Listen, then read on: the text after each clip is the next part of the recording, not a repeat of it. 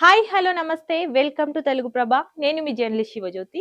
ఈ రోజు మనం తెలుగు ప్రభ న్యూస్ పేపర్ లోని ముఖ్యాంశాలు చూద్దాం. తొలి రోజే తేమ పేచి, పత్తిలో తేమ ఎక్కువగా ఉందని కొనుగోళ్లకు సీసీఐ అధికారుల నిరాకరణ.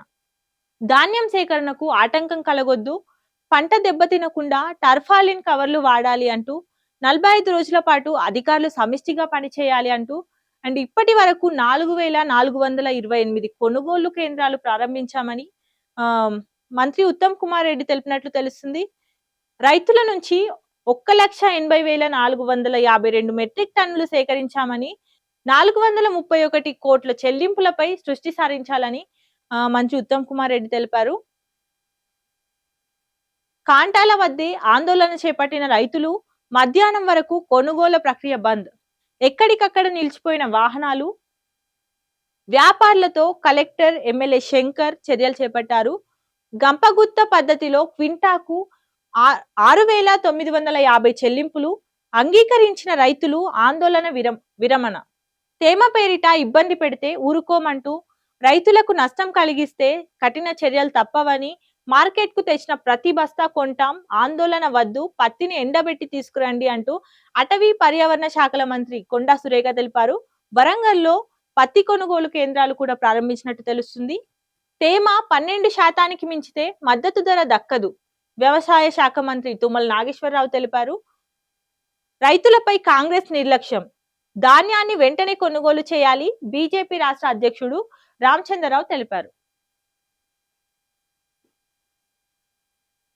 ప్రశాంతంగా లక్కీడ్రా, 2601 మద్యం షాపులు కేటాయింపు, ముగిసిన మద్యం అలాట్మెంట్ ప్రక్రియ, ప్రభుత్వానికి 2,845 కోట్ల ఆదాయం, 19 దుకాణాలకు నేడు నోటిఫికేషన్ విడుదల కానుంది.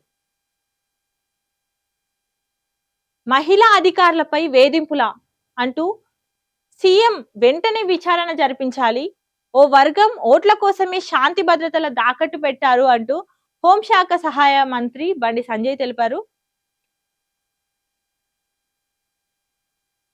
ఆ అధికారులను ఇండ్లకు పిలుస్తారా అంటూ ఇంతకంటే దుర్మార్గం ఇంకోటి ఉంటుందా? మోసగాళ్లు మహిళలకు మధ్య ఈ జూబ్లీ హిల్స్ ఉప ఎన్నికలు అంటూ బీఆర్ఎస్ రాష్ట్ర ప్రధాన కార్యదర్శి ఆర్ఎస్ ప్రవీణ్ కుమార్ తెలిపారు. 161 మంది ఆటో కార్మికుల ఆత్మహత్యలపై చలనం లేదు అంటూ బీఆర్ఎస్ వర్కింగ్ ప్రెసిడెంట్ కేటీఆర్ తెలిపారు. ఆటో డ్రైవర్ల బతుకులు చాలా అధ్వానంగా ఉన్నాయంటూ ఎమ్మెల్యే హరీష్ రావు వాపోయారు. తదుపరి సీజేఐగా జస్టిస్ సూర్యకాంత్ ప్రతిపాదించిన చీఫ్ జస్టిస్ బిఆర్ గవాయ్ కేంద్ర న్యాయశాఖకు లేఖ రాసినట్టు తెలుస్తుంది. రాష్ట్రపతి ఆమోదముద్ర లభిస్తే నవంబర్ 24న ప్రమాణ స్వీకారం చేయనున్నారు. నవంబర్ 23తో ముగియనున్న ప్రస్తుత సీజేఐ పదవీ కాలం. ఇంకా వీధి కుక్కల దాడుల, భారత్ ను చెడుగా చిత్రీకరిస్తున్నారు. వీధి కుక్కల కేసుల్లో సుప్రీంకోర్టు ఆగ్రహం వ్యక్తం చేసింది. అన్ని రాష్ట్రాల సిఎస్లు హాజరు కావాలని ఆదేశించినట్టు తెలుస్తుంది. నాపై తప్పుడు ప్రచారం చేస్తూ వికృత రాజకీయాలు చేస్తే పరువు నష్టం దావా వేస్తా అంటున్న మంత్రి జూపల్లి కృష్ణారావు. ఆర్టీఐ సమాచారం కోరడం నిరాధారమని వెల్లడించారు.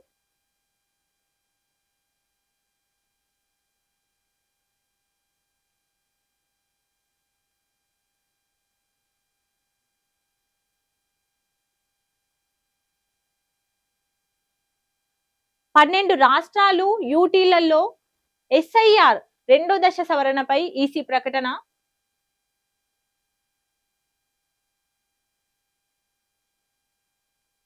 ₹1 ఇవ్వండి కేసు నుంచి తప్పిస్తా అంటూ ఏసీబీతో కలిసి పోలీస్ ఉన్నతాధికారి ఆఫర్ ఇచ్చారు. ఇప్పటికే 20 లక్షలు ఇచ్చిన బాధితులు మిగిలిన 80 లక్షల కోసం వారు వేధింపులకు గురవుతున్నారు. ఉన్నతాధికారులకు బాధితులు ఫిర్యాదు చేయగా వ్యవహారంపై డీజీపీ సీరియస్ అయ్యారు, విచారణ షురూ చేశారు. యూకేలో దారుణం, జాత్యహంకారంతో భారతీయ యువతిపై అత్యాచారానికి పాల్పడ్డారు. తలుపులు పగలగొట్టి చొరబడిన దుండగుడు ఆచూకీ కోసం పోలీసులు గాలింపు చర్యలు చేపట్టినట్టు తెలుస్తుంది. నిందితుడి సీసీటీవీ ఫుటేజ్ విడుదల, సమాచారం అందించాలని విజ్ఞప్తి కోరారు.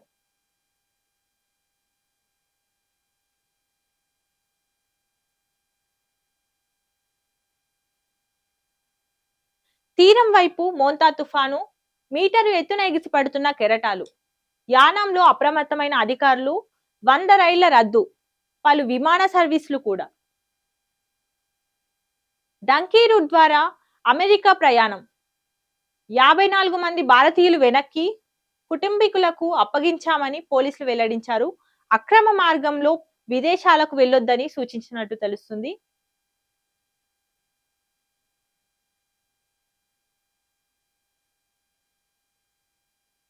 బల్క్ డ్రగ్ పార్క్, అదో అణుబాంబు. ఎసెన్షియా ప్రమాదాన్ని అప్పుడే మర్చిపోయారా? ఒక్క యూనిట్ లోనే అంత ఘోర ప్రమాదం చోటు చేసుకుంది. 17 మంది మృతి చెందారు అంటూ. సిగాచి ప్రమాదంలో ఏకంగా 54 మంది దుర్మరణానికి గురయ్యారు. ఎలాంటి జాగ్రత్తలు తీసుకుంటారో చెప్పకుండానే ప్రతిపాదనలు. ఈ పరిశ్రమలతో జల, వాయు కాలుష్యం, క్యాన్సర్ వచ్చే ముప్పు కూడా ఉన్నట్టు తెలుస్తుంది. పిల్లలు, మహిళలు, గర్భిణులపై తీవ్ర ప్రభావం. సిఇటిపిలతో పూర్తిగా తొలగని కాలుష్యం. అనకాపల్లి, ఉమ్మడి తూర్పుగోదావరి జిల్లాలకు ఇదో శాపంగా మారినట్టు తెలుస్తుంది. అనుమతులు లేకుండానే ప్రారంభించడానికి సన్నాహాలు. సో ఇవ్వండి ఈరోజు తెలుగు ప్రభలోని ముఖ్యాంశాలు. చూస్తూనే ఉండండి మరిన్ని అప్డేట్స్ కోసం.